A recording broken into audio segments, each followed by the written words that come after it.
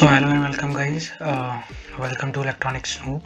सो last जो video थी हमने उसमें देखा था कि हमने कुछ बोर्ड्स देखे थे, आर्डिनो बोर्ड्स, जिसमें नैनो था, एक ऊनो बोर्ड भी था और एक मेगा बोर्ड भी था। तो पर सबसे पहले कंपोनेंट पे काम कर रहे हो, अगर आपको जानना है कि उसका शिमेटिक क्या है या उसके पिन आउट्स कैसे हैं या उसकी फंक्शनैलिटी क्या है, तो आपको उसका डॉक्यूमेंटेशन चेक करना है। अगर आप सॉफ्टवेयर में भी कोई कोड वगैरह करते हो तो वहाँ पर आपको किसी लाइब्रेरी की नीड होती है, तो आप क्या करते हो, उस लाइब्रेरी की सबसे पहले डॉक्यूमेंटेशन चेक करते हो, राइट। क्योंकि उस डॉक्यूमेंटेशन में ही सब कुछ होगा कि कि वो जो लाइब्रेरी है पर्टिकुलरली वो उसमें कौन से क्लासेस हैं, उसमें कौन से फंक्शंस यूज़ किए गए हैं। ऐसे ही कोई भी इलेक्ट्रॉनिक कंपोनेंट्स है, अगर आपको उसके बारे में कोई भी डिटेल चाहिए तो आपको सबसे पहले उसकी डॉक्यूमेंटेशन पे ही जाना चाहिए, ही नहीं पड़ेगी। तो बेसिकली अगर आपको कुछ भी जानना है किसी भी इलेक्ट्रॉनिक कंपोनेंट के बारे में, तो आप उस कंपोनेंट की डॉक्यूमेंटेशन को पहले पढ़ें और उस डॉक्यूमेंटेशन को पढ़कर ही उस पर काम करें।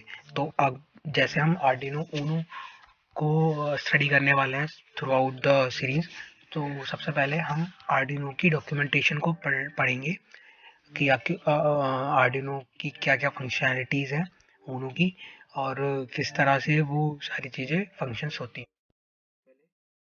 हम जाएंगे गूगल पर और डालेंगे Arduino documentation.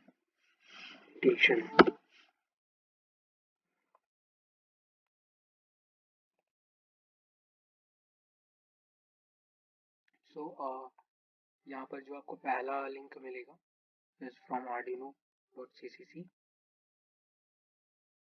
Yeah, so accept that, then हम चूज करेंगे Arduino R3. या सो ये Arduino Uno R3 की डॉक्यूमेंटेशन पेज पे। सो गाइस, जैसे कि आप देख सकते हो, ये है हमारे पास हमारा Uno R3 और यहाँ पर हमारे पास एक सेटअप गाइड है, एक गेट स्टार्टिंग पेज है और एक पिन आउट और एक डेटा शीट। सो अगर मैं बात करूँ तो इसमें यहाँ पर देखिए आपको कुछ मेन फीचर्स ही बताए हैं जो Arduino Uno R3 के हैं, जो कि अभी हम डेटा शीट्स पे भी देखेंगे।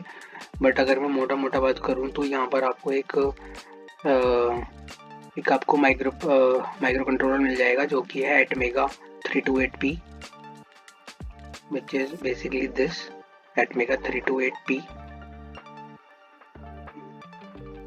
एंड यहाँ पे लिखा है रिप्लेसेबल चिप। सो गाइज, आपने कुछ बोर्ड्स देखे होंगे जिसमें इस तरह की एक चिप होती है ना। हमने इसके बारे में पहले ही बात की है कि आपने कुछ बोर्ड देखे हैं जिसमें एक डुअल L9 पैकेज चिप होती है, और आपने कुछ बोर्ड्स देखे हैं जिसमें सरफेस माउंटेड चिप होती है।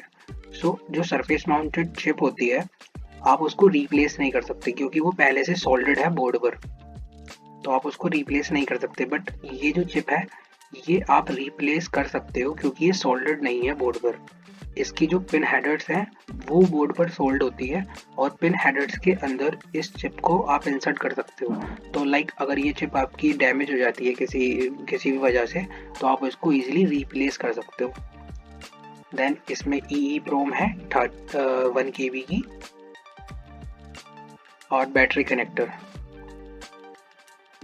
तो फोकस कर रहे हैं। सो ये हो गया। तो अब मैं इसकी डेटा शीट खोलता हूँ। सो गाइज, ये आर्डिनो की डेटा शीट खुल चुकी है और ये है हमारा आर्डिनो Uno R3, ठीक है ना। तो चलते हैं थोड़ा इस पे। तो ये इसके बेसिक फीचर्स इन्होंने बताए हुए हैं कि इसमें एक Atmega 328P प्रोसेसर है। यहाँ पे 328P, इसका क्या मतलब है?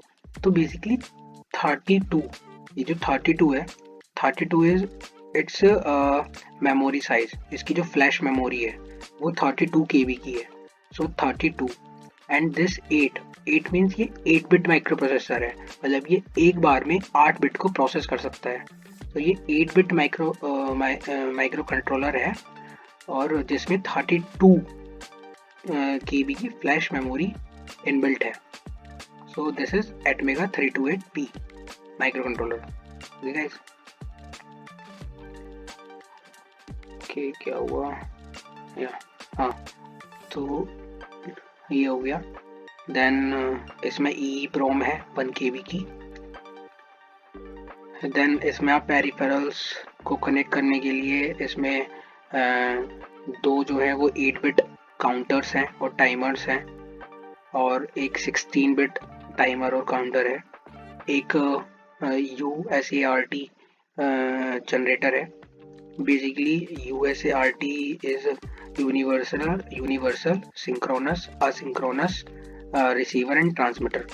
तो बेसिकली ये एक तरीका है कम्युनिकेशन करने का आपके बोर्ड के और सेंसर्स के बीच में। तो बेसिकली जब आप इंटरफेस करोगे कहीं से बहुत सारे सेंसर्स या कोई भी सेंसर्स अपने बोर्ड के साथ में, सो वो कम्युनिकेट करेगा बोर्ड से, और बोर्ड कम्युनिकेट करेगा उस सेंसर से। तो वो जो कम्युनिकेशन है वो काफ़ी सारे तरीक़ों से हो सकता है। Like there are several protocols, उनमें से एक USART है, और उसके अलावा SPI भी होता है, मीसोमोसी इज़ ऑल्सो देयर। सो बहुत सारे तरीके हैं जिनके थ्रू हम कम्युनिकेशन करते हैं, तो USART भी उनमें से एक है। देन SPI के लिए भी एक इंटरफेस इसमें है, और I2C के लिए भी एक इसमें पेरिफेरल है। Then 1 analog comparator, watchdog timer. So basically watchdog timer use होता है जहाँ पर आपको किसी फ्रैक्शन ऑफ सेकंड के लिए कोई, या फ्रैक्शन ऑफ टाइम के लिए कोई टास्क परफॉर्म करना है, देन उसके बाद आपको स्विच करना है या उसको रीसेट करना है, तो उसके लिए वॉचडॉग टाइमर का यूज़ होता है। And 6 PWM channels. So PWM channels की अभी हम बात करेंगे जब हम थोड़ा सा पिन आउट देखेंगे अपने बोर्ड का। ये बहुत इंपॉर्टेंट केस है PWM, which is basically pulse width modulation. So we will see it. Then ये एक देन पावर आप इसको 2.7 से 5.5 वोल्ट आप इसको प्रोवाइड कर सकते हो।